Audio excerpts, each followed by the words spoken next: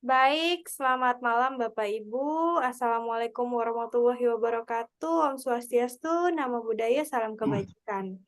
Bapak Ibu, Waalaikumsalam warahmatullahi wabarakatuh. saya izin malam ini kita akan melangsungkan kelas preview Hypno Affirmation, Rahasia Kata Menjadi Nyata, judulnya.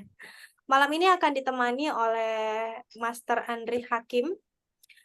Dan untuk kelasnya Bapak Ibu, saya izin informasikan untuk kelasnya akan dimulai hari Senin tanggal 27 dan 28 November 2023. Bapak Ibu yang mau mendaftar bisa menghubungi CS-nya masing-masing atau bisa hubungi CS yang ada di bimbel, nanti akan dibantu.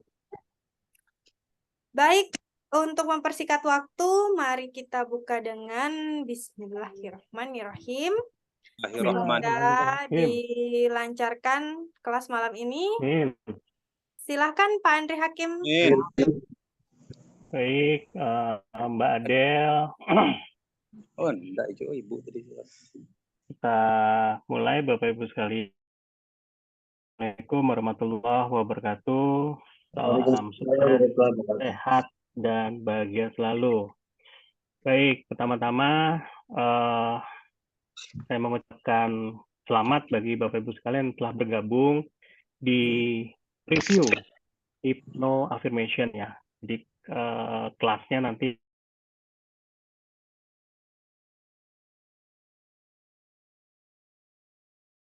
malam hari ini saya akan menjelaskan terkait dengan kisi-kisi apa sih yang akan saya jelaskan di kelas Hypno Affirmation. Dan yang kedua adalah kita akan membahas terkait dengan konsep dari afirmasi dan bagaimana afirmasi yang dilakukan di kondisi hipnosis. Kalian tak kenal maka tak sayang, jadi saya memperkenalkan diri. Nama saya Andrea. Sudah kenal saya, ada yang masih berkenalan atau masih belum kenal. Tapi saya mau chat dulu, yang sudah kenal bisa chat dulu. Apakah sudah kenal? Oh, ada yang nggak ada audionya, mungkin di setting audio yang nggak ada ya. Silakan di chat Bapak sekalian, ada yang udah kenal atau masih belum kenal gitu. Udah di MMH, ketemu di Surabaya, oh siap. Bu Yuyun, apa kabar? Ya, siap. Ya, jadi banyak yang belum juga ya Bapak sekalian. Oke, baru kenal wajah, siap. Ya, wah ada Pak Nyoman. Siap Pak Nyoman, apa kabar? Baik Bapak Ibu sekalian, jadi saya memperkenalkan diri, nama saya Andri Hakim. Saya license instruktur dari IAC Bapak sekalian, dan sejak tahun 2008 saya mempelajari hipnosis dan hipnoterapis gitu ya. Jadi saya penulis beberapa buku hipnosis dan hipnoterapi di Indonesia, dan buku bestseller saya adalah Dahsyatnya Hipnosis, yang paling kanan atas Bapak Ibu sekalian. Jadi kalau di tahun 2009 Bapak Ibu sekalian main di Gramedia, buku saya pernah jadi bestseller di situ. Kemudian sejak dari 2008 saya udah terhipnotis oleh hipnosis gitu ya Bapak Ibu sekalian. Jadi sampai sekarang saya jadi hipnoterapis. Nanti kalau Bapak Ibu sekalian ada teman, ada kerabat, keluarga yang mungkin membutuhkan permasalahan gitu ya, ada yang saya bisa bantu, nanti bisa dicatat kontak saya. Jadi di website andrihakim.com ya Bapak sekalian. Jadi nanti bisa langsung di Google aja andrihakim.com. Dan saat ini saya akan membagikan sebuah konsep yang kita sebut sebagai afirmasi. Dan apa itu afirmasi kita akan bahas. Baik, Bapak Ibu sekalian, sebelum kita masuk ke konsep apa itu hypno affirmation, tapi sebelumnya saya minta chat Bapak Ibu sekalian, apakah sudah ready semuanya untuk kita bahas bersama-sama hypno affirmation untuk malam ini. Jadi kalau dari Aceh bilangnya Aceh ready. Kalau misalkan dari Surabaya, Surabaya ready. Kalau bisa dari Jayapura, Jayapura ready. Ya, silakan, Bapak sekalian. Oke, Makassar ready, Surabaya ready, Malang ready. Oh, Tambua ready. Mantap. Cilacap ready, Kalteng ready, Pontianak ready, Banjarbaru. Oke, Palembang, Bogor, Riau, Malang ready, Probolinggo. Wah, Probolinggo ready, Makassar, Aceh, Surabaya, Medan, Cianjur. Oh, Cianjur juga ada. Malang, Medan, Planet Cikarang ada juga ya. Ada planet ini, galaksi. Kaltim ready, oke. Palembang, Sidoarjo. Oh, ini bervariasi ya, Bu Adel ya. Ada Pangkal Pinang ready, Palembang. Sip. Baik, Bapak Ibu sekalian, terima kasih atas chatnya. Oh, ada Lembah Cibinong. Itu ada lembahnya. Oke. Mamuju ready. Ya. Baik. Wah, ini jauh-jauh ya.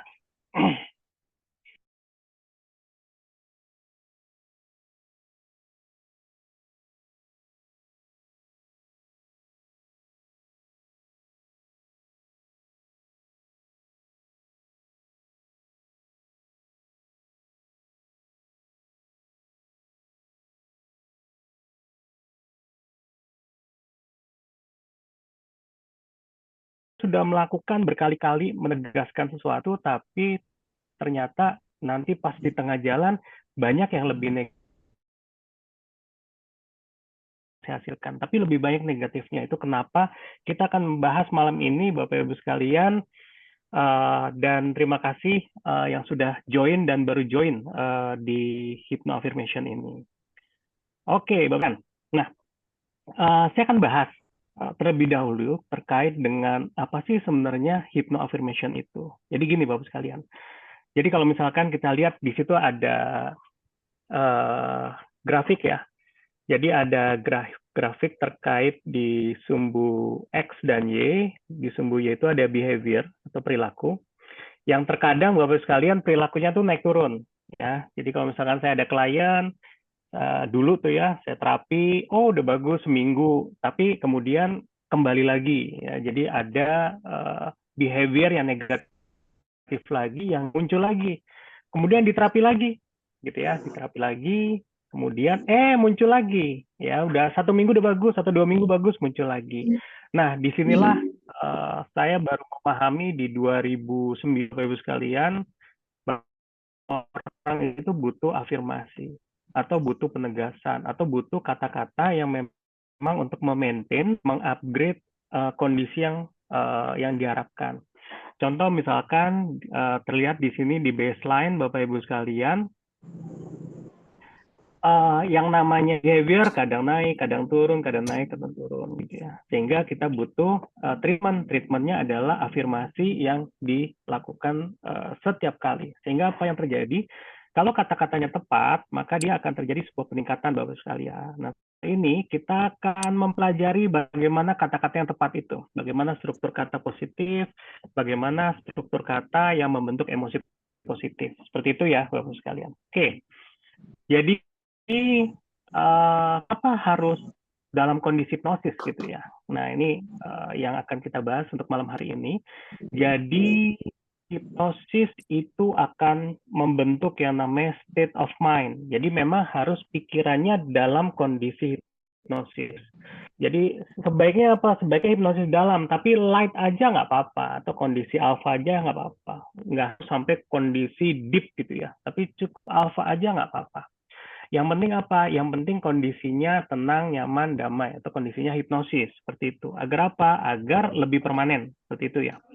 Kemudian Bapak Ibu sekalian, di dalam hipnosis memang ada kata-kata yang dirancang untuk membangkitkan sugesti, atau kata-kata yang dirancang untuk menembus titik kritis, atau critical area, atau area kritis, seperti itu ya. Atau kalau di IHC istilahnya apa? Filter mental. Jadi kalau filter mentalnya udah di pikiran bawah sadar. Dan kata-kata dalam hipnosis memang diharapkan seseorang itu bisa tetap berfokus seperti itu ya. Oke, nanti kita akan ulangi bagaimana tahapan-tahapan hipnosis Bapak Ibu sekalian sehingga Pak dengan tahapan itu, dan setiap kali kita melakukan aktivitas yang berbau hipnosis maka kita tetap dalam jalur tahapan hipnosis gitu ya. Baik, kemudian, nah, di dalam hipnosis, Bapak Ibu sekalian, tuh kita seringkali menggunakan istilah umum, kita familiar untuk kita gunakan. Contohnya misalkan relax, ya. Saya relax, saya tenang, saya nyaman, saya damai. Saya tenang, saya nyaman, saya damai, saya rileks, saya beristirahat. Bisa Bapak sekalian? Jadi 5 kata ini diulang-ulang tuh. Nah, itu yang kita sebut hipnosis. Saya tenang, saya nyaman, rileks, saya damai, saya beristirahat. Pokoknya kata-kata itu diulang-ulang. Jadi kalau misalkan kita lagi dalam keadaan pikiran hiruk-pikuk, maka yang perlu kita lakukan adalah cukup mengulang-ulang kata-kata ini sehingga dengan mengulang kata-kata rileks, tenang, nyaman, damai, beristirahat, diulang-ulang selama anggap aja 5 menit, 10 menit, maka otomatis state of mind kita masuk lebih dalam atau state of mind hipnosis kita terbentuk. Gitu ya. Dengan apa? Dengan pemilihan kata-kata. That's it. Jadi itulah hipnosis Bapak Ibu sekalian. Nah, sekarang bagaimana sih konsep afirmasinya atau penegasan apa yang perlu kita lakukan Bapak Ibu sekalian. Nah, ini adalah pertanyaan besarnya gitu ya. Karena apa? Karena terkadang kita udah ngomong tuh relax, tenang, nyaman, damai, beristirahat. Tapi depan kita ada kerjaan, ada lembur, ada sesuatu yang harus diselesaikan, ada utang yang belum terbayarkan, misalkan seperti itu. Jadi banyak sekali pikiran-pikiran negatif yang mungkin agak sedikit bertentangan dengan kata-kata yang barusan kita ucapkan. Ya udah kita ngomong lagi tuh relax, tenang, nyaman, damai, beristirahat. Wah, tapi dalam hati nanti ada yang bilang gimana mau istirahat, gimana mau tenang, gimana mau damai, itu kerjanya belum beres, itu utangnya belum dibayar dan lain sebagainya. Nah, ini yang kita sebut bagaimana mekanisme dari afirmasi yang nanti akan bisa kita rancang untuk mengurangi atau bahkan menghilangkan pikiran-pikiran negatif. Seperti itu ya, Bapak sekalian. Oke, kita lanjut. Sekarang sebenarnya apa sih afirmasi itu? Nah, ini yang akan kita bahas Bapak Ibu sekalian. Jadi afirmasi dalam sederhananya gitu ya, dalam sederhananya itu adalah bagaimana kita memperkuat sebuah pikiran positif. Kenapa ada pikiran positif? Karena ada pikiran negatif, Bapak Ibu sekalian. Nah, di dalam keseharian, saya nggak tahu Bapak Ibu sekalian, lebih banyak negatifnya atau lebih banyak positifnya. Nah, ini harapannya, kalau yang banyak negatifnya, kita harus injek gitu ya, atau kita harus suntikkan terus pikiran-pikiran positif, gitu ya. Karena nanti di kelas hypnoaffirmation itu ada sekitar 19 jenis pikiran negatif. Bayangkan Bapak sekalian. Nah, nanti kita tipe yang mana gitu ya. Ada 19 jenis pikiran negatif yang itu pasti kita akan temui. Ya, jadi senyaman apapun kita, 19 tipe pikiran negatif itu akan mengiang-iang di dalam benak pikiran kita. Nah, itu yang kenapa harus ada sebuah afirmasi atau penegasan yang itu menjadi bagian dari aktivitas kita sehari-hari. Untuk apa? Untuk menangkal yang pikiran negatif Bapak sekalian. Gitu ya. Nah, jadi apa itu afirmasi? Afirmasi itu bisa kita ucapkan, ya, ucapkan keras-keras bisa, ucapkan lembut, atau ucapkan dalam hati, itu bisa. Atau ditulis Bapak Ibu sekalian, ya, bagi tipenya adalah kita tipe kinestetik, nah itu ditulis. Kalau yang tipenya visual dibaca terus ya, dibaca, dilihat gitu ya. Makanya ada yang ditempel di dinding. Jadi kalau tulisan-tulisan yang positif seringkali ditempel di dinding, Bapak Ibu sekalian, itu untuk apa? Bagi yang Bapak Ibu sekalian yang visual, dia akan terus merekam ya pikiran kata-kata positif itu untuk menanggulangi pikiran-pikiran negatif yang ada dalam diri kita. Seperti itu ya. Dan harus dilakukan secara teratur. Makanya kita sebut sebagai afirmasi. Gitu ya. Nah, afirmasi itu bisa dilakukan misalkan di pagi hari, atau di siang hari, atau di sore hari, atau di malam hari. Yang penting teratur. Nah, konsep afirmasi ini hampir mirip-mirip dengan doa, Bapak sekalian. Jadi kalau Bapak sekalian udah rajin doa, maka itu yang kita sebut afirmasi atau penegasan, yang memang harus dilakukan secara teratur. Bagi yang Muslim minimal 5 kali tuh kita melakukan afirmasi. Kita doa tiap sholat gitu ya, dan itu dari afirmasi Bapak Ibu sekalian. Apalagi kondisinya kondisi hipnosis, maka otomatis afirmasi itu bisa bekerja secara optimal karena apa? Karena meresap ke pikiran bawah sadar. Gitu. Baik Bapak sekalian. Kemudian bagaimana sekarang tugas dari afirmasi itu? Ya, jadi afirmasi itu memang bertugas untuk mengubah sebuah pola. Jadi polanya yang tadi pola pikir negatif menjadi pola pikir positif.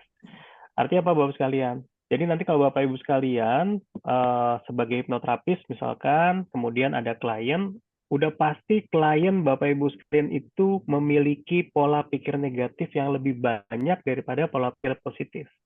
Ya, kalaupun dia sedikit, pola pikir negatifnya itu punya muatan yang lebih. Ya, sehingga apa? Sehingga dia akan terjadi trauma, dia akan terjadi fobia dan lain sebagainya. Sehingga apa? Sehingga punya muatan pola pikir negatif yang berlebih. Seperti itu ya, Bapak sekalian. Kemudian afirmasi dilakukan dengan mengulang terus pernyataan positif. Nah, ini yang nanti akan sedikit bertentangan Bapak Ibu sekalian dengan yang nanti kita akan bahas yang namanya vampir energi, vampir afirmasi ya. Vampir afirmasi adalah sebuah afirmasi yang tanpa kita sadari itu negatif buat pikiran kita dan negatif buat emosi kita dan akhirnya negatif buat perilaku kita. Itu ya Bapak sekalian. Dan vampir afirmasi itu memang dia akan terus aktif gitu ya. Jadi nggak pernah namanya vampir afirmasi dia tiba-tiba istirahat gitu, nggak pernah. Dia akan terus aktif tuh Bapak sekalian. Karena vampir afirmasi itu memang bagian alami dari pikiran kita, yang kita sebut sebagai pikiran sadar gitu ya. Jadi pikiran sadar karena dia penuh dengan analisis, ya dia terus menganalisis, maka otomatis dia akan terus hadir di dalam diri kita. Seperti itu ya, kalian. Oke. Kita sampai detik ini, Bapak Ibu sekalian, ada yang mau ditanyakan terkait dengan afirmasi? Jadi kita akan bahas hipnosis dan kita akan bahas afirmasi di malam hari ini. Ada yang mau ditanyakan sampai detik ini? Lanjutkan ya. Oke. Nah,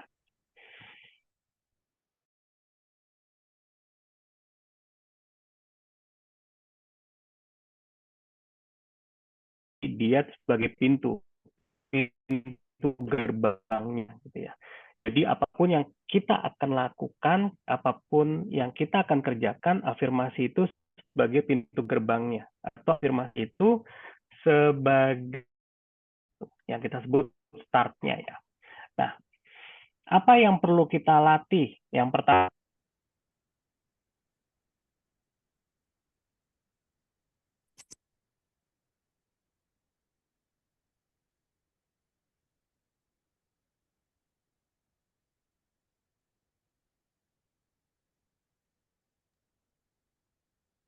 Mbak, Bapak, suaranya hilang, Mas. suaranya hilang bentuk-bentuk. sepertinya, Pak. Halo, halo. Ya, tadi suaranya hilang. Sorry. Dimulai lagi dari start, Pak. Kita ulang. Dari mana nih? Dari start, Pak. Yang start, Pak. Dari start ya. Oh, sorry. Sekarang udah kedengaran? Jelas, Sudah, Pak. Pak, sudah jelas. Oke. Maaf. Tiba-tiba hilang ya.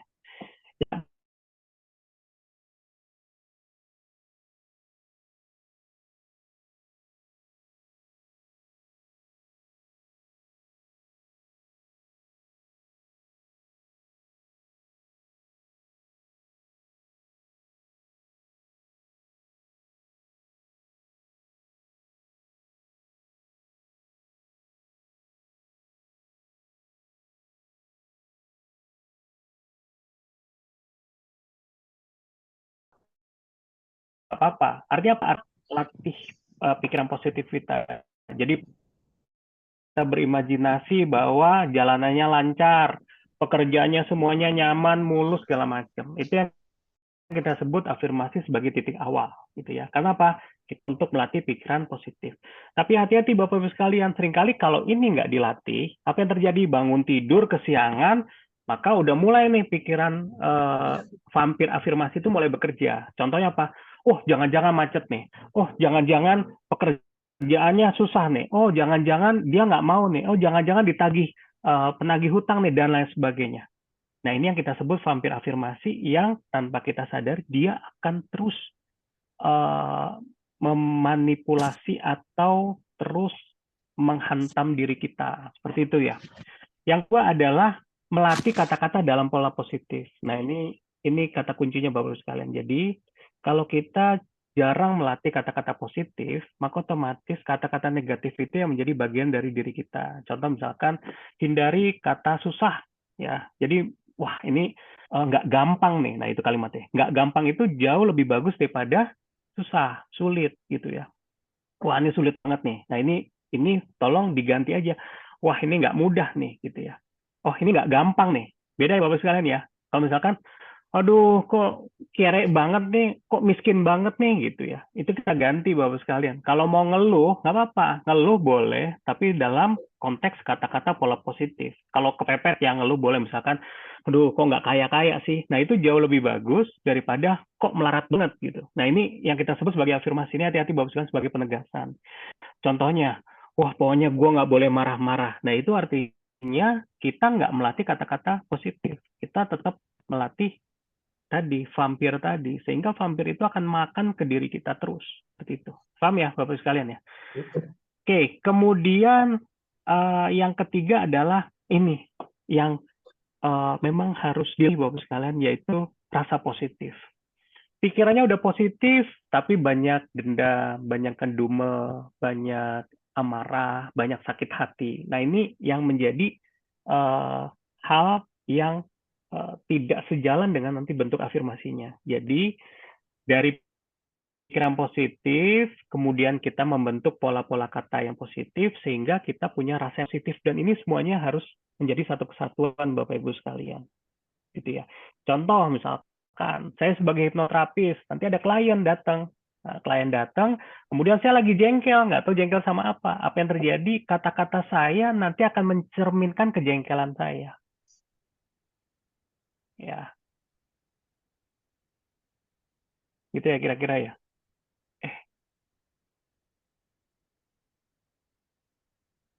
Oke.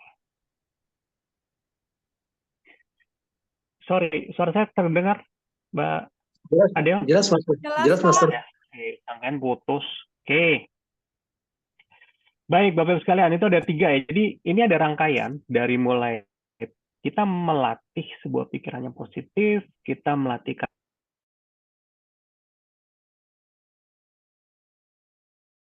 yang positif. Seperti itu ya.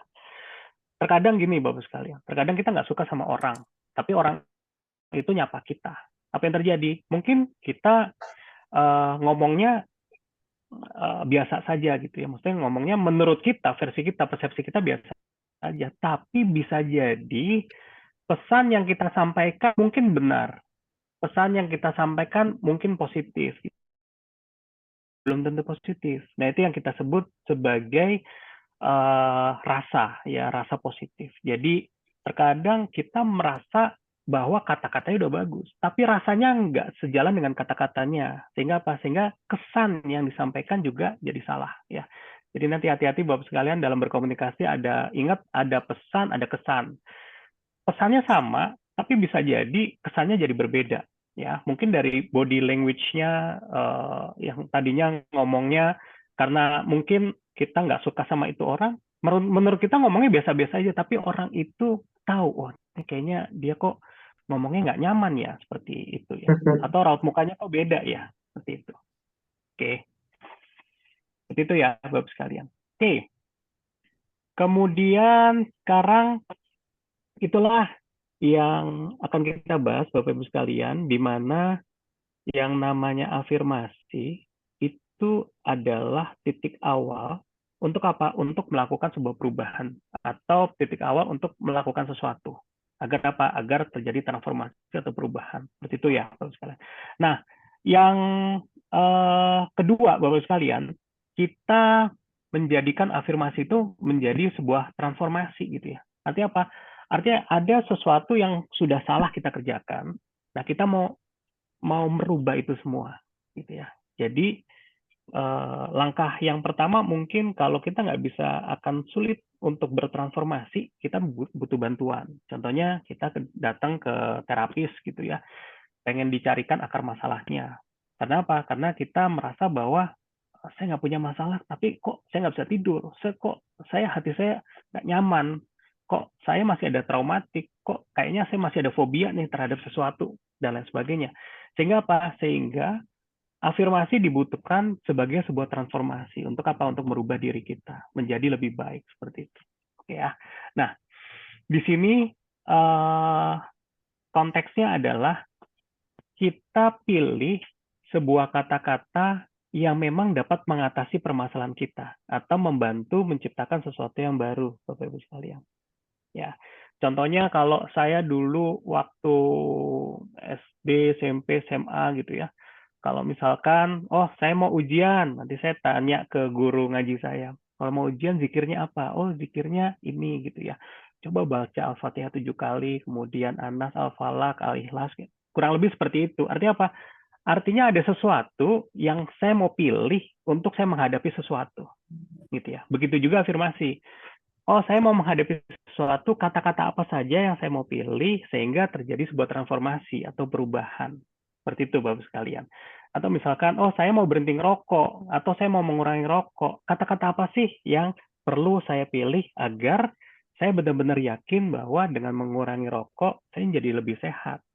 Saya jadi lebih produktif, dan lain sebagainya. Nah, itu yang kita sebut afirmasi sebagai transformasi. Letaknya di tengah-tengah, Bapak sekalian. Kalau tadi letaknya di start, ya, ini di tengah-tengah, ya kita sebut di proses. Jadi afirmasi nggak harus letaknya di awal. Kalau udah terlanjur, ya sudah, afirmasi letaknya di tengah.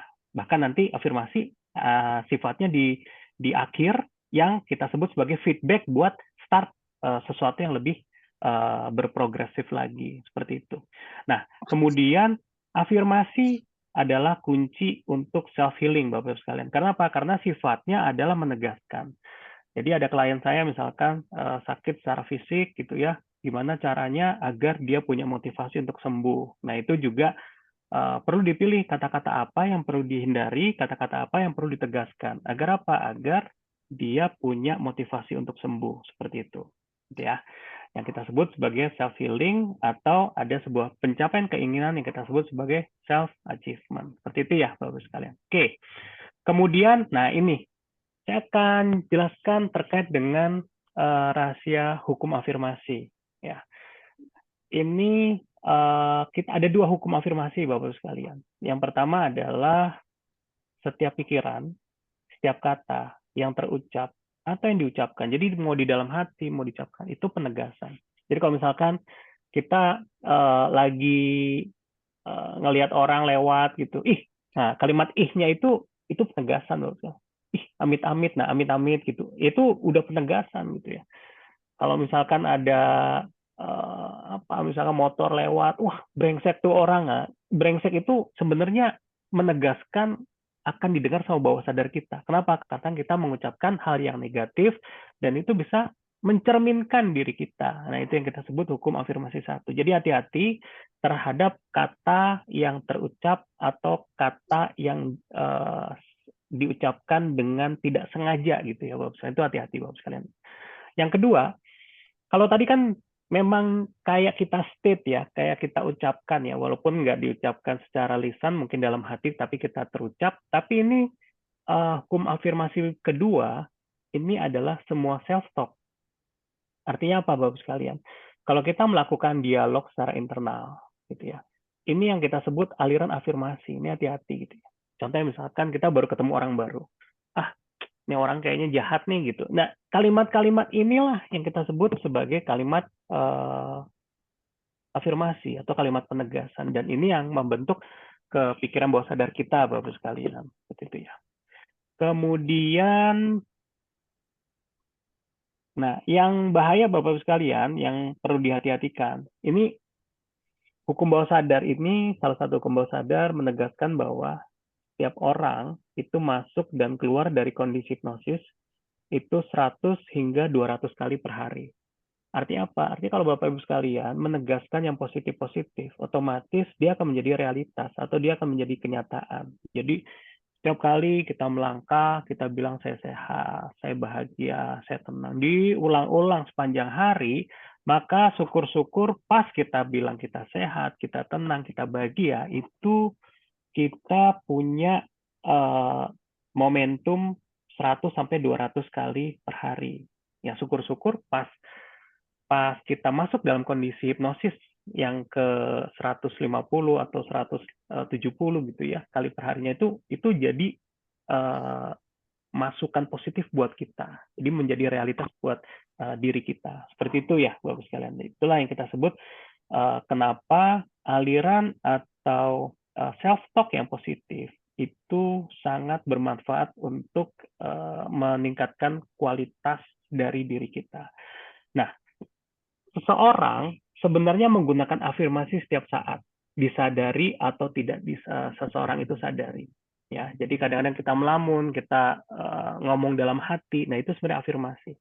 Jadi kalau kita ngomongnya negatif, ya itu yang kita tegaskan. Ya, jadi kalau misalkan kita bilang, aduh hidup kok gini-gini aja, ya udah dia akan si bawah sadar akan bilang, oh ya hidup gini-gini aja kok, ya udah gini-gini aja terus gitu ya. Jadi ini yang harus hati-hati Bapak sekalian. Kalau misalkan kita ada ngelewat kok rumahnya gede banget, itu bilang apain sih pakai rumah gede-gede, susah itu nanti bersihinnya, nanti biayanya besar. Apa yang terjadi? Ya itu yang menjadi kenyataan bahwa ya rumah jangan gede-gede gitu ya. Kenapa? Karena banyak perawatan dan sebagainya. Seperti itu ya Bapak sekalian. Jadi hati-hati terkait dengan yang namanya aliran afirmasi atau self-talk. Nah ini kan pertanyaan gini, artinya kita akan latih dong biar kita hilang pikiran-pikiran negatifnya, kita ganti pikiran positif. Nah, itu kan teorinya seperti itu, Bapak sekalian. Tapi kenyataan pikiran negatif itu akan selalu ada dan selalu ada. Yang bisa bukan dihilangkan, tapi dikurangi. Ya, dikurangi dan digantikan porsinya dengan pikiran positif. Nanti kita akan bahas, Bapak Ibu sekalian, yang habis ini yang kita sebut vampir afirmasi. Seperti itu ya. Nah, tapi sebelumnya Bapak sekalian, saya pengen Bapak sekalian chat dulu ya. Ini pertanyaan sederhana, pertanyaan sangat ya. Karena ini adalah mencerminkan diri kita. Kalau Bapak Ibu sekalian ditanya seperti ini, seperti apa suasana mental atau hati Bapak Ibu sekalian pada saat ini, sekarang ini. Nah, ini silakan di chat Bapak sekalian. Tapi jawabannya harus jujur ya. Kalau lagi emosi ya bilang emosi. Kalau lagi sedih bilang sedih. Kalau lagi gelisah bilang gelisah. Oke. Oke, semrawut. Oke, jujur ya. Alhamdulillah baik. Lagi ruwet, santai, senang, tenang, amburadul. Iya, harus jujur. Pokoknya saya lebih suka kejujuran. Gitu ya. Oke, lagi sedih. Oke, lagi galau, oke, resah, bahagia, gelisah, rileks. Oke, sumpek, santai, sepi. Lagi sepi, kesepian, kecewa, lagi good mood, menyimak, oke, senang, sedikit galau. Nah, Bapak Ibu sekalian, pertama, memang kita harus jujur sama diri kita. Itu kata kuncinya Bapak sekalian. Jadi banyak klien datang, kemudian saya tanya, Bu, Pak, apa yang dirasakan saat ini? Nah, di situ dia bisa curhat gitu ya. Yang tadinya mungkin dia nggak kepikiran untuk bisa mencurhatkan sesuatu, tapi saat dia butuh diterapi ya, butuh terapi, maka otomatis kata kuncinya adalah apa adanya. Dia harus curhat apa adanya gitu ya. Kemudian sampai benar-benar dia tahu akar masalahnya dia. Nah, itu bermula dari kita menganalisa secara jujur apa yang kita rasakan seperti itu ya. Oke, seperti itu ya. Selalu gelisah. Wah, bosan dan bete. Wow, oke ya. Seperti itu ya. Jadi ini jawaban-jawaban yang memang kita membuktikan bahwa pikiran negatif itu akan selalu ada dalam diri seseorang, gitu ya. Nanti di kelas Senin Selasa saya akan bahas sekitar 19 tipe pikiran negatif. Malam hari ini saya akan bahas juga Bapak sekalian, tapi nggak 19-19-nya. Kita akan bahas 3, tapi itu 3 yang mungkin bisa mewakili dari yang 19 itu. Yang mungkin nanti kita akan latih bagaimana kalau kita menghadapi 19 jenis pikiran negatif. Ya, nah itu caranya seperti itu. Yang pertama adalah kita memahami secara jujur apa yang kita rasakan saat ini. Oh, kalau misalkan kita ngerasakan pertama ya, kita merasakan apakah ada di tubuh saya tuh perasaan sakit gitu ya. Itu dulu deh gitu ya. Oke, Bapak Ibu sekalian, kita praktek ya. Jadi yang pertama-tama kita tarik nafas. Jadi nafas itu harus kita atur, Bapak Ibu sekalian. Jadi di dalam sesi hipnoterapis, langkah pertama kali yang saya dari tahun 2008 sampai detik ini, klien saya yang pertama kali saya latih adalah nafas. Ya. Jadi sebelum saya masuk kata-kata, saya masuk induksi, saya masuk deepening, saya masuk sugesti gitu ya. Langkah yang pertama adalah kita melatih nafas. Gitu ya. Nanti kalau sudah nafasnya udah enak, udah rileks, ya udah nyaman, baru kita bisa masuk induksinya, kita bisa masuk deepeningnya, kita masuk sugestinya, dan lain sebagainya. Itu ya, Bapak sekalian. Oke, sekarang kita atur nafas. Ingat ya, nafasnya tarik dari hidung, keluarnya dari hidung. Ya, nggak keluar dari mulut ya, keluar dari hidung. Loh, kok nggak dari mulut? Nah, karena apa? Saya pengen mulut Bapak Ibu sekalian itu tersenyum. Gitu ya. Jadi mulutnya ditutup, senyum. Jadi tarik nafas dari hidung, buang dari hidung, senyum. Tarik nafas, buang nafas. Oke. Kemudian langkah yang ketiga, telapak tangan kanannya pegang di perut ya, di perut bagian bawah, di pusar ya, di udelnya gitu ya. Nah, pastikan saat tarik nafas perutnya itu mengembang. Jadi kita menggunakan nafas perut gitu ya. Kita nafas perut sekarang Bapak sekalian. Buang nafas. Senyum. Kemudian tarik nafas panjang dari hidung. Panjang, kemudian buang nafas. Senyum. Tarik nafas panjang dari hidung. Panjang, buang nafas, senyum. Lakukan 5 menit, 10 menit. Itu udah jauh lebih rileks ya. Dan itu dijamin Bapak sekalian. Oke ya. Nah, kemudian kenapa harus menggunakan nafas perut Bapak sekalian? Oke. Ini sebenarnya dari bayi kita sudah melatih nafas perut kita, tapi sering dewasa kita jarang pakai nafas perut, pakai nafas dada ya, lama-kelamaan pakai nafas dada.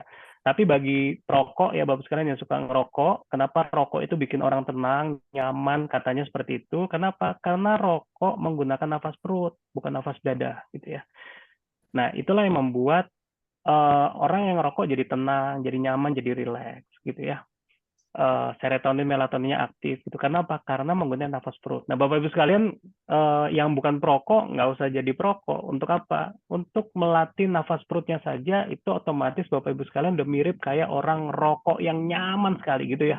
Yang udah kecanduan rokok gitu. Karena apa? Dia tanpa sengaja melatih nafas perutnya. Tapi dia pakai zat adiktif yang namanya rokok. Seperti itu ya Bapak sekalian ya. Oke. Nah, kalau sudah kita latihan nafas ini, Bapak sekalian, maka kita rasakan, ya. Sekarang kita rasakan, kira-kira mana, kita cari kejujuran ya. Kita melatih kejujuran, mana diri saya, apakah di dalam diri saya itu ada yang sakit. Kalau ada yang sakit, rasanya seperti apa, dia di lokasi apa. Oh, di kepala, oke. Oh, kayaknya di punggung nih, oke. Oh, kayaknya di ujung jari, oke. Tiap orang beda-beda. Sekarang, nafasnya dilatih. Buat tarik nafas, santai. Sambil kira-kira merasakan bahkan yang visual bisa membayangkan kira-kira ada daerah mana yang lagi terasa sakit. Nah, oke ya. Kalau sudah langsung dapat idenya, dicat dulu. Ya. Di ulu hati, di mata pedes rasanya, terasa sakit di lambung. Oke. Oke ya. Yang udah dapat idenya, chat aja dulu Bapak sekalian. Gitu ya. Perut sebelah kiri, ulu hati perih, itu ya Bapak sekalian. Oke, di dada, sesak di dada. Nah, yang kita butuhkan adalah kita tulus atau jujur sama diri kita. Ya. Jadi apa yang kita rasakan, kita benar-benar bisa berkomunikasi dengan diri kita. Ya, nanti diri kita itu kan sebenarnya bagian dari diri Bapak Ibu sekalian yang mengkomunikasikan, "Woi, saya sakit nih di sini. Tolong dong perhatikan saya. Masa kerja terus, masa cari duit terus, masa hura-hura terus. Nah, ini dong dipikirin dong gitu ya. Ini yang kita lagi lakukan Bapak Ibu sekalian. Oke. Oh, ada yang sakit hati gitu ya. Ujung jari kaki nggak sembuh-sembuh. Oh, Parazi. Oke. Ya. Nah, kalau kita sudah dapat seperti ini Bapak sekalian, maka otomatis hal yang kita lakukan adalah kita lakukan penegasan. Ya. Contohnya misalkan, oh tadi Pak Razi, ujung jari kakinya nggak sembuh-sembuh. Ya kita fokus ke itu. Kemudian kita pilih kata-kata apa yang terbaik untuk kita berikan. Ya. Jadi nggak usah dipegang-pegang ujung jari kakinya, nggak usah. Jadi kita bayangkan seakan-akan kita berhadapan dengan ujung jarinya Pak Razi gitu kan. Kemudian kata-kata apa yang cocok untuk diberikan. Dan itu kata-kata yang positif. Contohnya misalkan, saya minta engkau sembuh. Saya yakin engkau bisa sembuh dan engkau bisa titik-titik.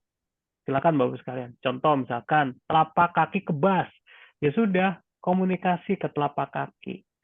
Ya, nanti kalau kita rajin berkomunikasi, melakukan penegasan, ya, jadi ingat ya, afirmasi ada dua, yang satu sebagai pintu gerbang, yang kedua sebagai alat transformasi. Nah, ini kan adalah alat transformasi atau alat self healing untuk memperbaiki diri seperti itu ya. Nah, kemudian kita kata-katakan kata apa yang terbaik. Dan ingat ya, kata-katanya harus yang positif, nggak boleh salah. Wahai jari kaki, jangan sakit lagi ya, jangan sakit ya, jangan sakit. Nah, kalimat sakit itu yang negatif, itu yang kita hindari. Jadi harus tetap yang positif, gitu ya. Semoga lambung saya jadi enak, amin, gitu ya. Nah, begitu juga nih yang lambung karena letaknya kan deket nih sama tangan, gitu ya. Itu boleh ditempel di lambungnya, kemudian sambil mengatakan bahwa wahai lambung, engkau tersembuhkan. Gitu ya. Amin. Apalah kalimat-kalimat positif yang Bapak Ibu sekalian nanti bisa rancang untuk berkomunikasi ke lambungnya. Untuk bisa berkomunikasi ke kakinya, komunikasi ke lehernya, komunikasi ke punggungnya. Oke. Biasanya apa? Biasanya kalau itu sudah kita ajak dialog, ingat ya, penegasan itu adalah dialog yang positif. Kalau kita sudah ajak dialog, nanti tiba-tiba rasanya hilang. Yang tadinya sakit lambungnya perih gitu ya, itu dia agak mereda ya, nggak tiba-tiba langsung hilang. Tapi bisa juga dia jadi muncul di tempat lain gitu ya. Itu biasa terjadi. Sehingga apa? Sehingga kita harus perluas kesadaran kita. Disapa lambungnya, disapa punggungnya, disapa yang lainnya gitu. Wis keren ya Bu Hasanah. Wahai mata, terima kasih sudah menemaniku melihat ini. Oke, itu kalimatnya oke banget gitu ya. Good. Nah, seperti itu ya. Sip. Oh, Bu Cahyani, siap. Oke ya, jadi komunikasi ke lambung, kita tegaskan ke lambung ya. Dan Bapak sekalian, sekali lagi, konsep dari afirmasi itu adalah dilakukan tiap hari sedikit demi sedikit, continue, dan itu akan terjadi geseran menuju ke grafik yang lebih bagus. ya seperti slide saya yang pertama kali, seperti itu ya. Tapi semuanya dimulai dari kejujuran, seperti itu ya. Oke, lakukannya nggak bisa semenit, Bapak Ibu sekalian, nggak bisa 2 menit ya. Atur nafasnya dulu aja kurang lebih 5 menit. Kemudian sudah tenang, baru kita komunikasi ke mana yang menurut kita sakit, seperti itu. Jadi usahakan 10 menit aja, tapi lakukan tiap hari. Nanti lama-lama dia akan secara otomatis akan terjadi koreksi secara otomatis, seperti itu. Baik, Bapak sekalian. Oke ya, kita lanjut. Nah, saya akan bahas, kalau tadi kita ngomong afirmasi yang positif, kita akan bahas yang pikiran negatifnya nih, Bapak-Ibu sekalian. Gitu ya. Ini tambah seru nih, gitu ya. Nah, pikiran negatif itu kenapa terus ada gitu ya? Nah, jadi apa? Jadi setiap pikiran mau positif, mau negatif, dan setiap kata yang diucapkan itu sekali lagi siap jadi penegasan. Ya, itu yang kedua adalah pikiran dan kata yang dimaksud mengalir, termasuk dialog internal, itu disadari maupun tidak disadari bentuknya bisa macam-macam. Bisa keluhan, bisa kekesalan, bisa sebuah pengharapan, dan lain sebagainya. Nah, itu terus mengalir, Bapak sekalian. Ingat ya, mengalir. Jadi, yang namanya pikiran negatif itu ibarat air yang kalau dibendung, dia terus mengalir, seperti itu. Ya. Nah, bagaimana caranya membendungnya agar apa? Agar yang mengalir itu yang nggak terlalu banyak, yang membanjiri diri kita nggak terlalu banyak, seperti itu ya konsepnya. Nah, jadi Bapak Ibu sekalian, yang perlu kita lakukan sekarang adalah dieksekusi. Ya. Artinya apa? Artinya kalau misalkan tiba-tiba ada pikiran negatif, itu harus kita eksekusi. Ya. Ada tekniknya namanya craft, ya. Ada cancel. Yang pertama adalah cancel. Kemudian harus replace, kita ganti, ya. Kemudian kita baru affirm, ya, kita afirmasi, ya, craft-nya itu ya. Kemudian kita harus sadari, gitu ya, dan akhirnya kita latih setiap hari seperti itu. Intinya apa? Intinya Bapak sekalian, ada pikiran negatif, eksekusi. Dengan apa? Dengan kita ganti pikiran-pikiran positif kita, seperti itu. Nah, kemudian langkah yang kedua adalah kita siapkan, Bapak sekalian, siapkan suasana. Jadi gini, kalau suasananya happy, ya, kalau kita latih suasana happy, pikiran negatifnya itu udah pasti sedikit, gitu ya. Ya. Tapi kalau suasananya nggak kita siapin, ada kedengkian, kekesalan, ada sakit hati, dan itu belum kita beresin, ya, kemarin ada kelas namanya forgiveness, ya, forgiveness terapi, atau kelas apa tuh? Nah, itu bagaimana kita membuang si emosi-emosi yang negatif tadi sehingga suasananya jadi bagus. Ibarat benih yang nanti mau kita tanam, benihnya akan tumbuh. Yang kita harus siapkan adalah lahannya, Bapak sekalian. Jadi lahannya itu benar-benar harus subur. Jangan sampai kita mau nanam benih, lahannya kekeringan karena nggak ada airnya. Kenapa nggak ada airnya? Karena memang kita nggak latih, kita nggak cangkul, kita nggak gemburkan, dan lain sebagainya. Sehingga apa? Sehingga lahannya untuk nanam benihnya nggak siap. Sehingga benihnya nggak akan tumbuh. Setiap hari kita melakukan afirmasi, tapi di situ penuh kebencian, penuh tekanan, penuh kekesalan, dan lain sebagainya, benihnya nggak akan tumbuh seperti itu. Jadi sekali lagi, Bapak-Ibu sekalian, ada istilahnya kita hadir pikiran positif. Tapi kalau emosinya masih pendendam, emosinya masih belum bisa memaafkan, emosinya masih banyak tekanan, otomatis si benih-benih tadi yang nggak akan tumbuh. Artinya apa? Benih-benih itu mungkin hanya menghijaukan secara sesaat saja, tapi dia nggak bisa tumbuh untuk bisa jadi buah yang berguna buat kita, seperti itu. Oke, kemudian semakin seseorang memilih pikiran yang membuat ia merasa baik, maka semakin cepat afirmasi bekerja. Nah, ini Bapak Ibu sekalian, ini bagi khusus ya, bagi yang nanti ikut kelas Senin dan Selasa, itu nanti saya sudah siapkan namanya audio afirmasi, Bapak Ibu sekalian. Jadi audio afirmasi itu nanti bisa didengarkan, nggak lama audionya 10 menit. 10 menit itu Bapak sekalian nanti latihan nafas nafas kurang lebih 1-2 menit, kemudian setelah itu cukup didengarkan. Nanti ini ada afirmasi yang nanti yang saya sudah siapkan, tinggal didengarkan saja Bapak sekalian. Tergantung nih lagi moodnya apa. Oh, saya lagi banyak pikiran negatif, ya udah pilih nanti afirmasi. Ada sekitar 9 audio afirmasi yang nanti bisa didengarkan gitu ya. Itu sebagai bonus ya Bapak sekalian. Nah, kemudian yang kedua, nanti Bapak Ibu sekalian, saya sudah siapkan buku yang berbentuk e-book ya. Nah, itu yang saya akan sudah jelaskan struktur-struktur yang mungkin nanti di Senin dan Selasa mungkin nggak bisa saya bahas semuanya ya. Itu Bapak Ibu sekalian nanti udah saya siapkan e-book yang nanti Bapak bisa pelajari kapan saja. Seperti itu ya. Itu ada saya akan bahas di buku itu sekitar 19 jenis pikiran negatif yang nanti pasti akan kita temui di dalam keseharian kita dan bagaimana menangkalnya, kira-kira seperti itu. Oke, Bapak sekalian. Nah, sekarang saya mau bahas terkait dengan vampir afirmasi ini, gitu ya. Bentar, ini ada yang nanya, Bu Indah, gimana untuk menetralkan emosi negatif, misalkan dendam, serta melupakan hal yang tidak menyenangkan? Oke, kalau misalkan Bu Indah nggak bisa sama sekali melakukannya sendiri, maka otomatis saya sarankan Bu Indah cari aja teman yang sudah bisa melakukan terapi, gitu ya. Terkadang saya, kalau saya ini kan hipnoterapis gitu ya, tapi kalau saya lagi, ya saya cari rekan kerja gitu ya yang kira-kira bisa lebih independen untuk mencari akar masalah saya itu di mana gitu ya.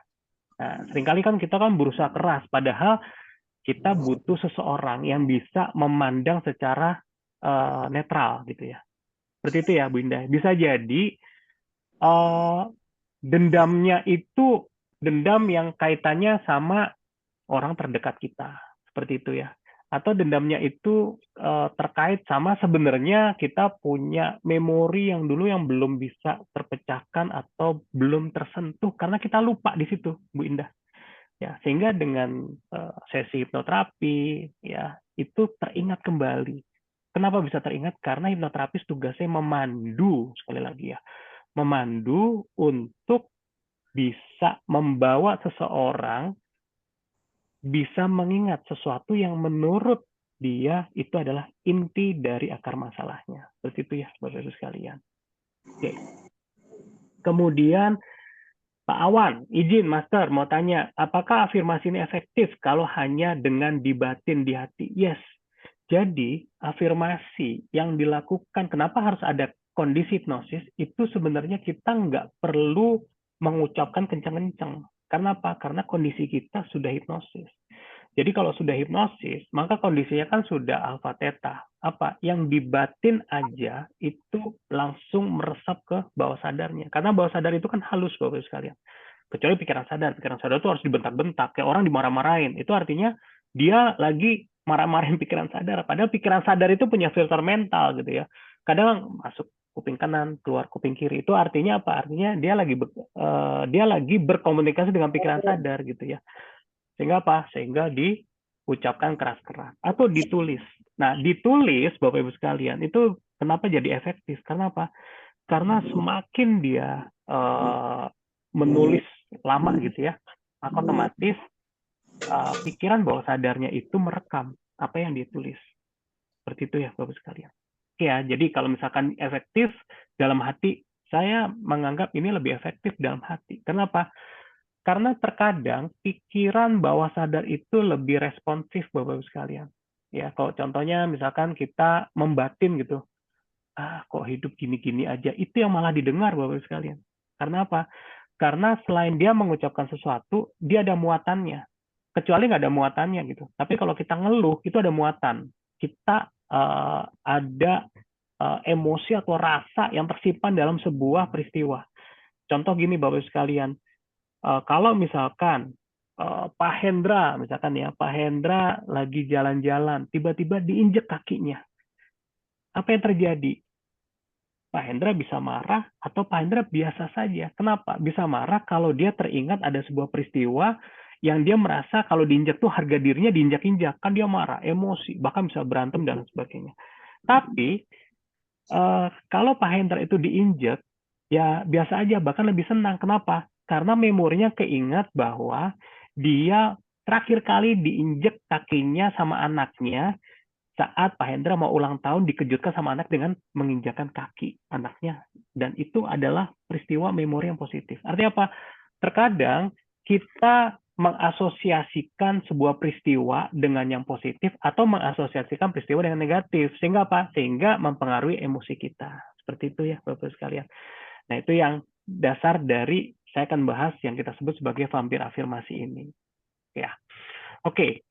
Nah, jadi Bapak Ibu sekalian, pikiran negatif itu berdampak pada ketidaknyamanan. Terlalu banyak pikiran negatif, maka afirmasi positifnya juga jadi penghalang. Ini ya yang saya tekankan di sini, Bapak sekalian. Jadi artinya apa? Artinya memang kita harus dibombardir dengan pikiran positif, gitu ya. Sehingga saya udah buatkan audio afirmasi itu, yang nanti Bapak sekalian bisa pilih tuh dari 9 itu bisa pilih kira-kira mau membombardir yang mana nih, gitu ya. Seperti itu. Kemudian semakin banyak kita bicara tentang masalah ini, hati-hati Bapak sekalian. Jadi kalau ini boleh di chat ya Bapak sekalian. Kira-kira Bapak Ibu sekalian bisa nggak sekarang mengingat-ingat, oh saya punya teman, kalau teman ini ngomongnya masalah terus, kalau teman ini ngomongnya yang enak-enak terus. Ada Bapak sekalian? Udah bisa sekarang membedakan kalau saya ngomong sama si ini isinya curhatan masalah terus. Tapi kalau ngomong sama yang ini nggak terlalu lah. Ini lebih netral. Bisa. Udah paham Bapak sekalian? Ya. Nah, kalau kita ketemu orang yang curhatannya masalah terus, apa yang terjadi? Ya itu bisa jadi toxic buat kita, racun buat kita gitu ya. Nah, itu yang mungkin caranya kita agak hindari yang seperti itu. Bagi kita yang memang belum terlatih untuk bisa memiliki barrier atau memiliki pelindung atau shield pelindung seperti itu ya. Nah, betul. Buah sana tugas kita menetralkan. Nah, bagi teman-teman hipnoterapis, Bapak sekalian, udah pasti yang namanya klien datang curhat positif nggak mungkin gitu ya. Pasti teman-teman hipnoterapis datang klien dia pasti toksik ya buat kita. Nah, disitulah kita butuh banyak afirmasi positif bagi terapisnya. Bagi kliennya, setelah kita terapi, kita kasih afirmasi positif gitu. Itu adalah PR buat orang itu agar datang lagi toksiknya agak berkurang gitu ya. Tapi kalau misalkan dia datang lagi toksiknya masih sama gitu ya, bahkan lebih parah gitu ya. Artinya apa? Artinya bisa jadi kemarin yaitu tadi masuk kuping kanan keluar kuping kiri atau belum meresap ke pikiran bawah sadarnya. Sehingga apa? Sehingga dengan melakukan kita tugaskan dia untuk melakukan afirmasi positif, otomatis nanti tugas kita agar berkurang tuh di sesi kedua, Bapak Ibu sekalian. Nanti di sesi ketiga dia udah netral, udah nyaman seperti itu. Oke ya. Baik Bapak Ibu sekalian. Nah, ini saya kembali lagi ke power versus force gitu ya. Ya, jadi ini yang David R. Hawkins gitu ya. Saya masih ingat. Nah, Bapak sekalian mungkin sudah familiar dengan David R. Hawkins yang ini, Bapak sekalian. Hanya saja saya mau menegaskan nih, ya. Yang namanya affirmation itu ya, letaknya itu di courage ya, di level courage. Nah, itu nilainya 200 atau kekuatannya angkanya 200 gitu ya. Kalau di sini nilai kontennya gitu ya. Kalau 20 itu paling rendah, 1000 itu anggapnya 100% itu paling powerful. Nah, kekuatan vibrasinya itu kalau courage itu paling rendah, tapi dia di level yang kita sebut power, seperti itu ya. Nah, apa sih bedanya power sama force gitu ya? Kalau force ini adalah kekuatan yang sifatnya ngoyo Bapak sekalian. Jadi sifatnya nanti kalau itu dipaksakan jadi negatif. Tapi kalau power itu kekuatannya adalah kekuatan inti diri, kekuatan apa? Kekuatan hati, kekuatan keikhlasan, ketulusan, kekuatan yang sifatnya sebagai nurani gitu ya. Tapi kalau force itu kan dipaksakan seperti itu ya. Contohnya pride, bangga gitu. Bagus nggak? Bagus. Termotivasi nggak? Termotivasi, tapi dia sifatnya bisa hanya sementara. Ya, seiring dengan waktu, seiring dengan usia, dia nanti lama-lama pride-nya itu akan turun Bapak sekalian. Tetapi kalau kita bermulai dari affirmation, ya, emosinya afirmasi, maka otomatis kita akan membangun emosi yang lebih baik lagi, namanya trust, namanya optimis. Nah, forgiveness lebih tinggi lagi, ya. Jadi orang bisa ibarat memaafkan orang lain itu dimulai dari afirmasi. Dia tegaskan dulu, baru dia trust, dia optimis, baru bisa forgive. Kalau sudah forgive artinya dia bisa understanding, dia bisa paham gitu. Kenapa sih? Oh ternyata orang itu jahat sama saya, taunya dia juga dijahatin orang gitu ya. Contohnya seperti itu. Sehingga apa? Jadi kita understanding. Kemudian kita bisa reference, bahkan kita bisa nyaman, ya, kita bisa damai. Seperti itu ya, Bapak sekalian. Oke, Pak Awan, jika dengan mendengarkan saja bisa menjadi afirmasi, sering mendengar orang lain terdekat kita, maka bagaimana cara menetralkan? Iya, Bapak sekalian. Betul, Pak Awan. Jadi kalau kita dengar toksik tiap hari, otomatis kita ketularan itu, gitu ya. Makanya kan ada istilahnya, kalau kita mau jadi yang sukses, yang nggak bangkrut gitu ya, jangan kumpul sama orang yang bangkrut itu, gitu ya. Kan gitu aja sederhananya. Tapi gimana ini udah terlanjur? Nah, terlanjur itu kita punya strategi. Artinya apa? Kita harus, kalau istilahnya, rajin zikir yang positif gitu. Ya, jadi kuat zikirnya. Agar apa? Kita bombardir yang negatif tadi, kita bombardir dengan yang positif. Sehingga apa? Sehingga balance. Bahkan yang positif harus lebih tinggi daripada negatif. Gitu. Kalau enggak, negatifnya lebih banyak, Bapak-Ibu sekalian. Dan itu nanti akan menekan yang positif. Akhirnya kita ikut yang negatif. Kira-kira seperti itu. Oke ya. Baik. Nah, ini ya yang waktunya, udah kecepatan ya waktunya ya, Bapak sekalian.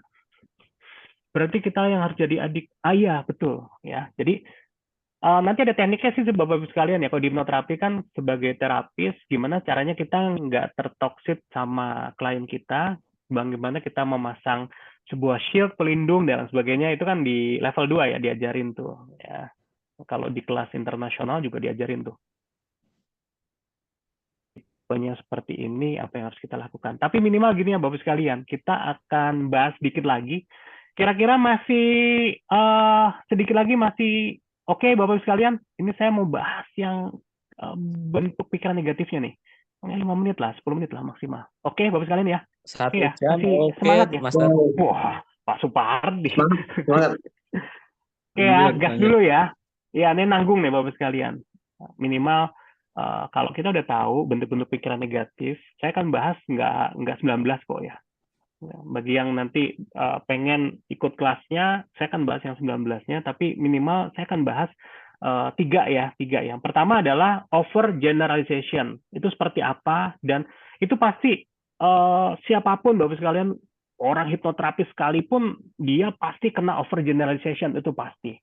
Ya, nanti kayak gimana sih bentuk-bentuknya Bapak sekalian, nanti akan kita bahas ya satu-satu ya.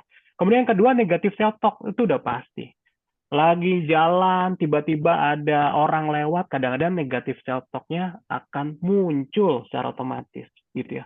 Apalagi nih, namanya mind reading, ya. Apalagi yang bahaya itu adalah negatif mind reading. Nah, ini yang pasti terjadi pada diri kita. Nah, ini yang kita nanti harus counter dengan afirmasi positif. Seperti itu ya. Bisa nggak kalau pikiran kita positif terus? Nggak akan bisa, Bapak-Ibu sekalian. Karena apa? Kalau pikiran kita terlalu positif terus, otomatis kita gampang dikibulin, kita gampang dikadalin, kita gampang manipulasi dan lain sebagainya. Jadi pikiran sadar kita memang berfungsi itu sebagai filter yang dia memang menganalisa negatif, Bapak sekalian, gitu ya. Yang positif apa? Yang positif bawah sadar. Bawah sadar itu kan kayak anak kecil yang lugu sekali, ya. Itu pikiran bawah sadar gitu. Tapi kalau kita nggak mungkin kan pikiran bawah sadar kita lebih banyak, ini 50-50 gitu ya. Sehingga namanya pikiran negatif akan tetap ada, Bapak sekalian. Gitu ya, Pak Budi ya. Oke, kita akan bahas satu ya, namanya overgeneralization. Ya, pernah nggak kita terperangkap Bapak sekalian oleh pola pikir yang selalu melihat dalam sudut pandang negatif? Mungkin bukan kita, teman kita. Ada juga seperti itu Bapak sekalian. Tapi overgeneralization, Bapak sekalian, itu adalah kecenderungan untuk membuat kesimpulan yang umum atau sebuah pandangan negatif padahal datanya baru satu, gitu ya. Contohnya misalkan gini, saya punya teman orang Sumatera, pelit gitu ya, temennya satu, tapi saya bilang, orang Sumatera itu pelit, nggak bakal dia nraktir kita. Kan aneh Bapak-Ibu sekalian, bener ya? Itu yang kita sebut overgeneralization. Bahkan nanti ada kaitannya orang tua. Saya ada klien tuh orang tua. Wah nih Pak Andri, saya nggak suka sama tuh kalau anak saya nikah sama orang ini gitu ya. Orang suku, saya nggak sebut ya suku apa ya. Kenapa Pak? Karena orangnya kayak gini. Kalau suku ini kayak gini kok. Itu kan ibarat masih kecenderungan dan bisa jadi orang itu punya satu peristiwa dia membekas dan sehingga akhirnya dia melakukan overgeneralization seperti itu. Nah itu ada Bapak sekalian di pikiran kita, di benak pikiran kita. Nggak bisa kita menghadang itu, nggak bisa. Yang ada adalah kita counter nanti seperti itu ya.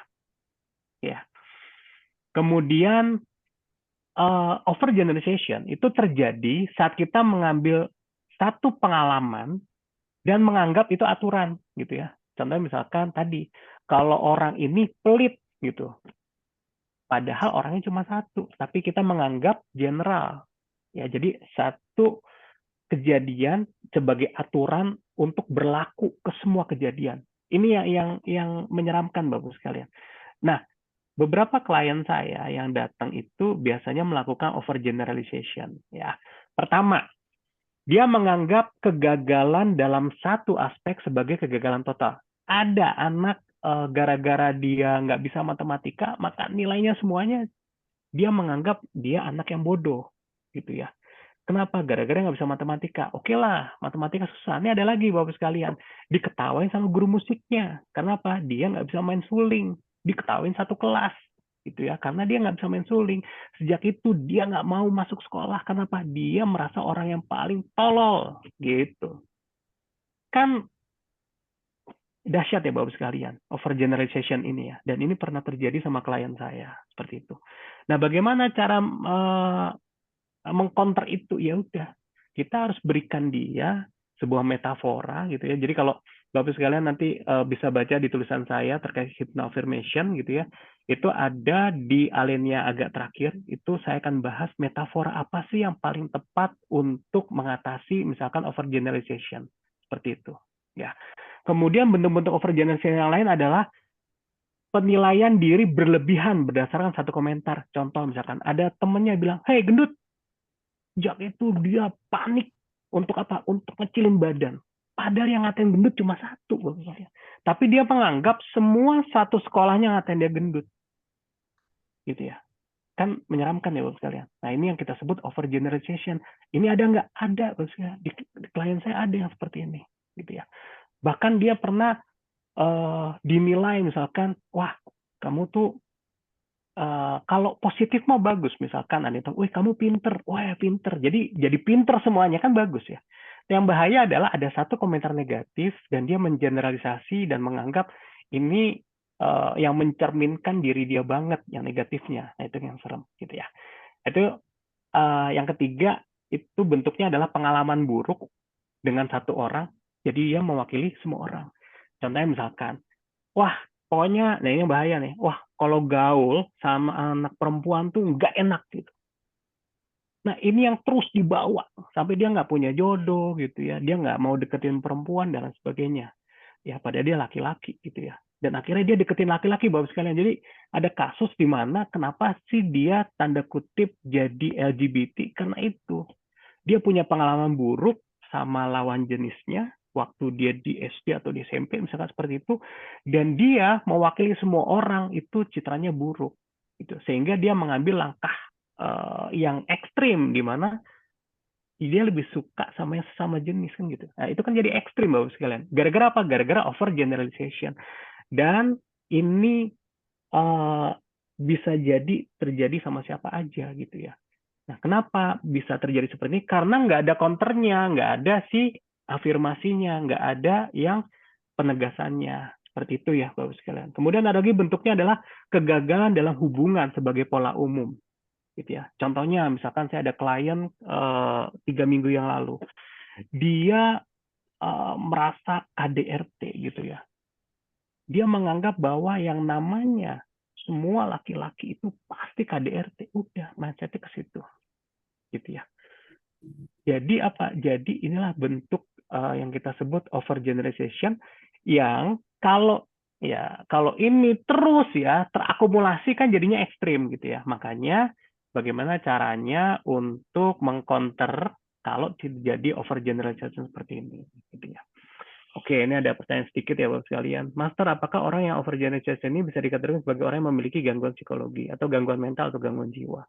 Tergantung Bapak sekalian. Kalau misalkan overgeneralization itu memang lewat aja, numpang lewat dan tidak ada historinya, nggak ada traumatiknya, nggak ada hal yang membekasnya atau memperkuat pembekasan itu, ya kita anggap sebagai gangguan emosional atau gangguan kepribadian atau gangguan umum lah gitu ya. Tetapi kalau misalkan overgeneralization itu dompleng ke traumatiknya, ke sakit hatinya, nah itu kan dia jadi ibarat jadi kuadrat gitu ya.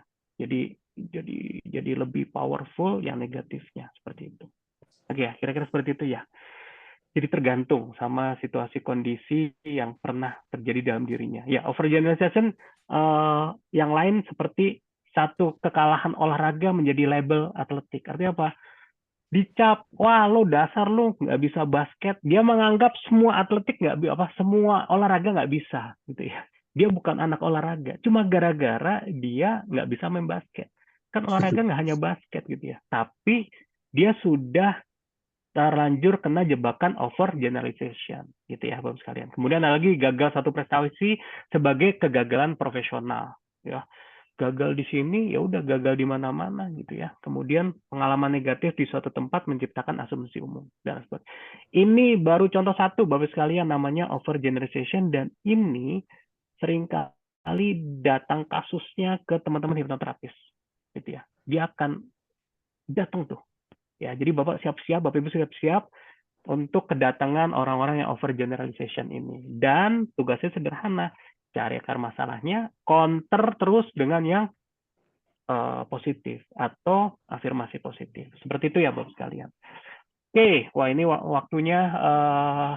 Boleh lanjut Bapak Ibu sekalian? Kita akan bahas mungkin kalau yang negatif self-talk udah biasa ya Bapak sekalian ya. Kita akan bahas sebentar negatif mind reading ya Bapak sekalian ya. Oke, nanti untuk jelasnya saya akan bahas di kelas Bapak sekalian. Oke.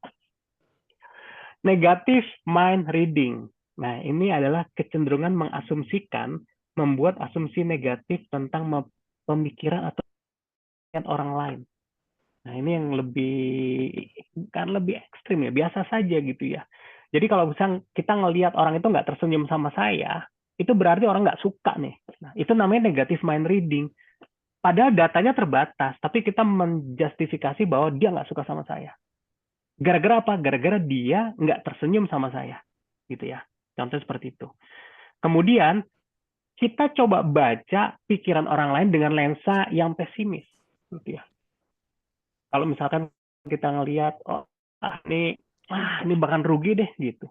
Wah, ini nggak bener nih, orang ini nggak bener nih. Nah itu kita sebut negatif marketing, tapi nggak pakai data, nggak pakai fakta. Ya pakai perasaan dia aja. Nah, pakai kacamata kudanya dia. Kira-kira seperti itu Bapak sekalian. Nah, ini saya akan bahas kata-katanya ya Bapak sekalian. Ya. Jadi contohnya, yang bentuknya kadang-kadang dia menduga pikiran orang lain tanpa klarifikasi. Kemudian dalam hati dia bilang gini, dia pasti marah nih karena nggak jawab WhatsApp gue nih gitu. Nah, ini yang kita sebut aliran afirmasi Bapak sekalian. Yang kita sebut negative mind reading. Ini alami saja Bapak sekalian gitu ya. Selama kita masih ada setan, ya ini yang terjadi gitu ya. Kemudian membuat asumsi negatif tanpa bukti. Mereka udah jelas nih, kan nggak ngundang saya. Udah pasti dia nggak suka tuh kalau saya hadir, makanya dia nggak ngundang saya gitu. Padahal bisa jadi dia nggak ngundang apa, nama kita memang lupa dicantumkan gitu. Tapi kita udah terlanjur menggunakan negative mind reading, seakan-akan kita langsung menjustifikasi bahwa orang itu nggak ngundang gue karena memang dia nggak suka sama gue, kan gitu. Ya. Kemudian ada lagi nih Bapak sekalian, menganggap orang lain menilai tanpa alasan jelas. Ya, jadi kita ngerasa bahwa apa yang kita kerjakan tuh nggak bermutu gitu. Padahal ini adalah kita yang menilai diri kita. Ya, gara-gara apa? Gara-gara mungkin kita merasa nggak pernah ditegur, misalkan seperti itu. Ya, gimana mau negur? Mungkin memang suasana lagi sibuk semuanya gitu. Ya, kemudian bentuk yang lain adalah meramalkan pesan orang lain terhadap tindakan kita. Wah, jika saya berkata ini, jangan-jangan dia nanti marah deh sama ini. Ya, Bapak Ibu sekalian pernah nggak mau nelpon seseorang, kemudian nggak diangkat? Kan pasti nanti Bapak Ibu sekalian, dia pasti sibuk nih. Wah, pasti dia lagi pura-pura nggak denger telepon gue nih. Atau WA. Kemudian kita seakan-akan meramalkan bahwa, pasti nggak mau jawab WA gue nih. Kan gitu. Sering gitu ya Bapak sekalian ya. Nah, itu sebenarnya alami saja kayak gitu. Ya, hanya saja ini jangan sering-sering dilakukan. Nah, kalau kita udah tahu bentuk-bentuknya, otomatis kan kita jangan sampai kena jebakan negative mind reading.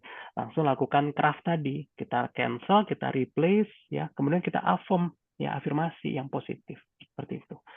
Oke, kemudian yang kelima adalah menilai niat orang lain tanpa menanyakan. Ya, orang itu kan bantu gue itu karena dia mau dapat keuntungan dari gue. Dasarnya apa gitu ya. Nah, inilah yang kita sebut negative mind reading Bapak sekalian. Bahkan menduga pikiran orang lain dengan pertemuan sosial. Ya, semua orang tuh di sini berpikir saya nggak pantas berada di sini. Jadi mendingan gue pulang aja lah gitu. Loh, dasarnya apa gitu ya? Kalau apalagi kalau ditagih utang, betul. Oke, ini yang terakhir Bapak sekalian, bentuk dari negative mind reading adalah mengasumsikan orang lain merahasiakan sesuatu dari kita, gitu ya. Ya, ini kok orang itu kok ngobrol-ngobrolnya bisik-bisik, ini pasti ngomongin gue nih. Ya, itu loh Bapak sekalian. Jadi mengasumsikan bahwa ada yang dirahasiakan di depan kita. Ya, ini bentuknya macam-macam ya Bapak sekalian, tergantung situasi dan kondisi. Ya, itu yang kita sebut sebagai negative mind reading. Oke. Sekarang ini langkah-langkahnya ya. Nanti saya akan bahas di kelas Bapak Ibu sekalian, kurang lebih seperti ini. Jadi yang pertama, kita lakukan persiapan untuk mengcounter ya. Kita harus sadari bahwa ini kena jebakan negative mind reading nih. Saya lagi kena kemarin beberapa hari ini saya overgeneralization nih gitu ya. Jadi kita udah mulai memahami apa yang membuat kita menjadi banyak pikiran negatifnya. Kemudian ingat atur nafas nih Bapak Ibu sekalian.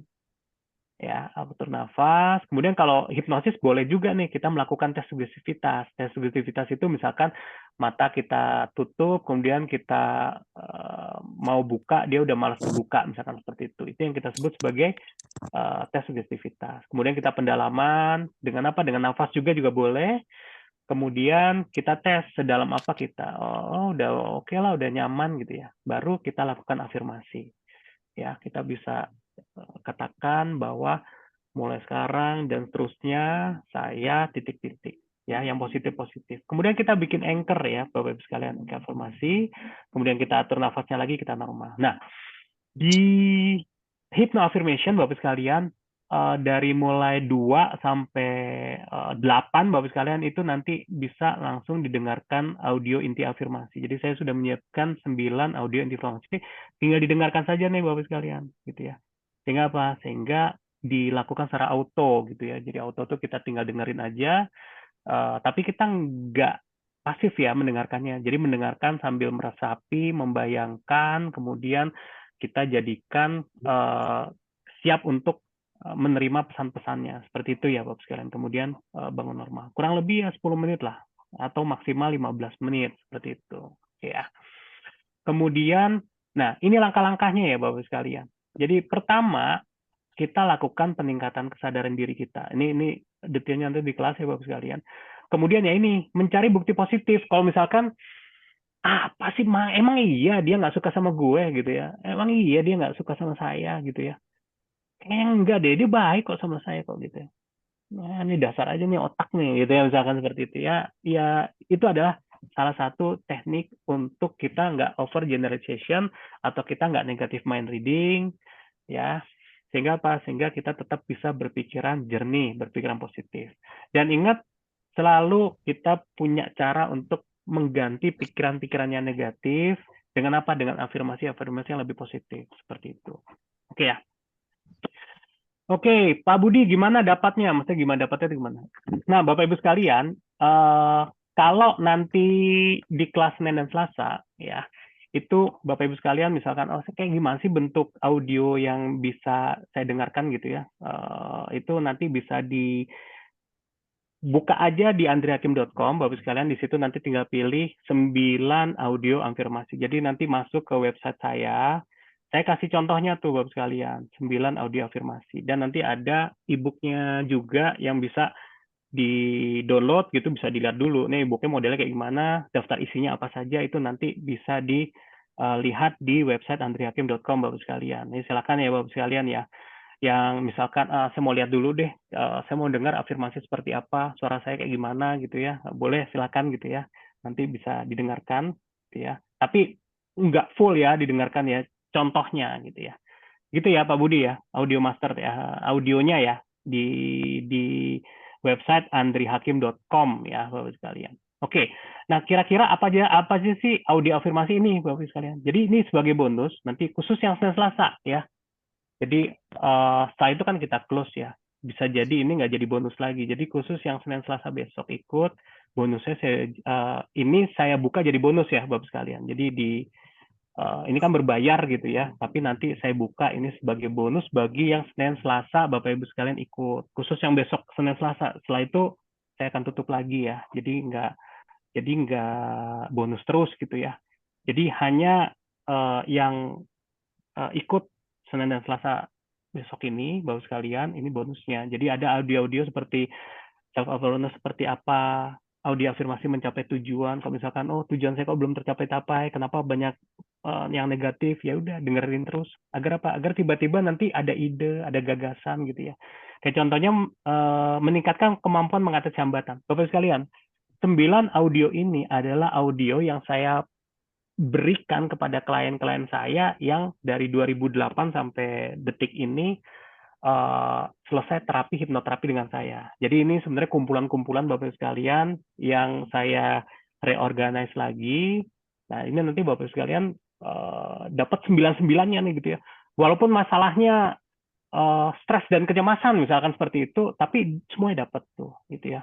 Dapat yang meningkatkan kesehatan mental gitu ya, atau mengurangi pikiran negatif ini dapat semua. Seperti itu ya Bapak sekalian. Dan bukunya juga nanti diberikan bonus sebagai e-booknya ya. Nanti silakan bisa di-download dulu untuk dilihat ya.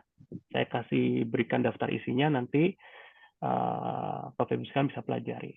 Oke, Bapak sekalian, karena waktunya sudah cukup, Bapak sekalian, terima kasih atas atensinya. Ini nanti bisa main ke andrihakim.com, Bapak sekalian, nanti downloadnya di 9 audio afirmasi. Ya, ini bisa di-download teasernya, Bapak sekalian, silakan nanti untuk bisa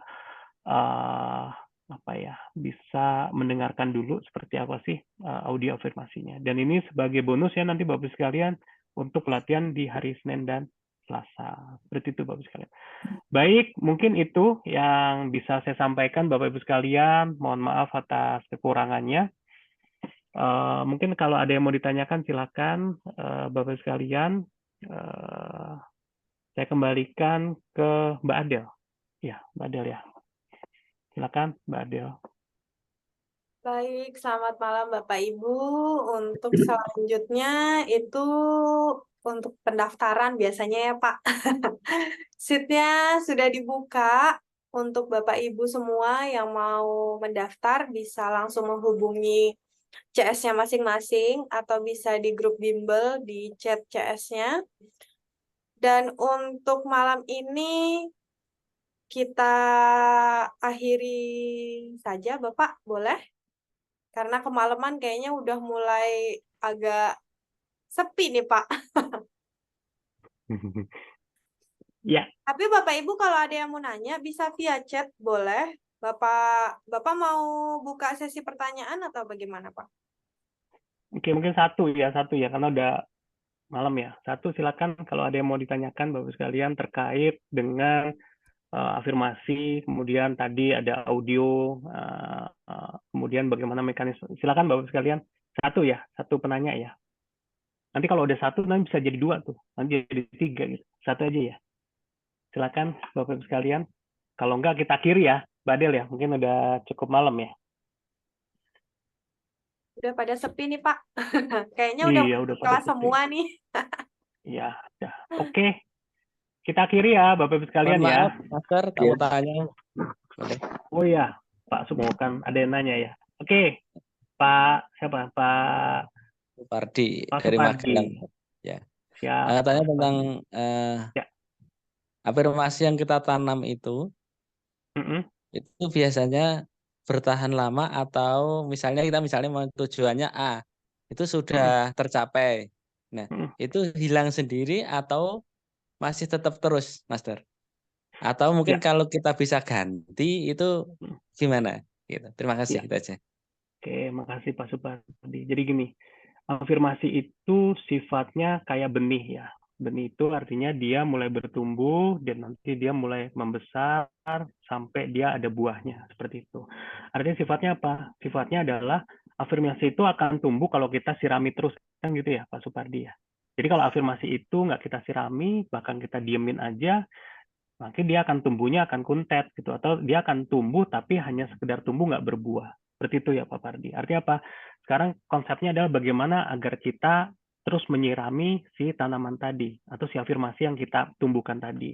Dengan cara apa? Dengan cara ya kita benar-benar meresapinya gitu ya. Kita benar-benar mengimajinasikannya, benar-benar membuat afirmasi itu sesuai dengan apa yang kita harapkan. Artinya apa? Artinya kita harus ciptakan suasana yang mendukung afirmasi itu.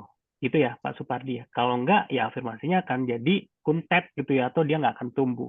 Dan dia nggak jadi permanen, kira-kira seperti itu. Nah, kalau afirmasi itu diulang-ulang terus, otomatis si dendrit-nerit atau neurotransmitter yang ada di otak kita itu menjadi aktif gitu ya. Sehingga apa?